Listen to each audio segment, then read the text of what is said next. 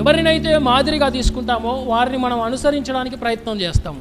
ఈ లోకంలో మనం ఎవరినైతే మాదిరిగా తీసుకుంటామో, ఈ లోకంలో ఎవరినైతే మనం ఒక ఇన్స్పిరేషన్గా తీసుకుంటామో వారిని ఫాలో అవ్వడానికి ట్రై చేస్తాం, వాళ్ళని అనుసరించడానికి మనం ప్రయత్నం చేస్తాం.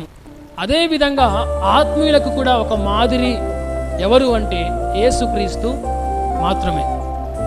యేసుక్రీస్తుని మాదిరిగా తీసుకున్నటువంటి మనము ఏ విధంగా నడుచుకోవాలి?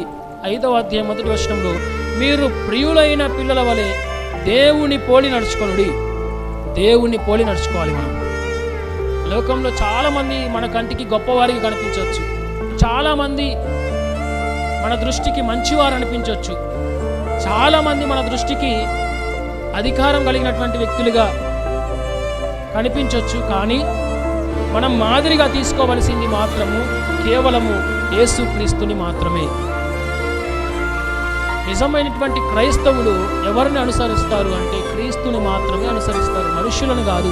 నిజమైనటువంటి వాక్యానుసారమైనటువంటి క్రైస్తవులు ఎవరిని వెంబడిస్తారు అంటే క్రీస్తుని మాత్రమే వెంబడిస్తారు, కంటికి కనిపించే మనుష్యులను కాదు, కనిపించే పరిస్థితులను బట్టి కాదు నడుచుకునే విధానము. కేవలము క్రీస్తుని మాత్రమే పోలి ఈ లోకంలో మనము నడుచుకోవాలి.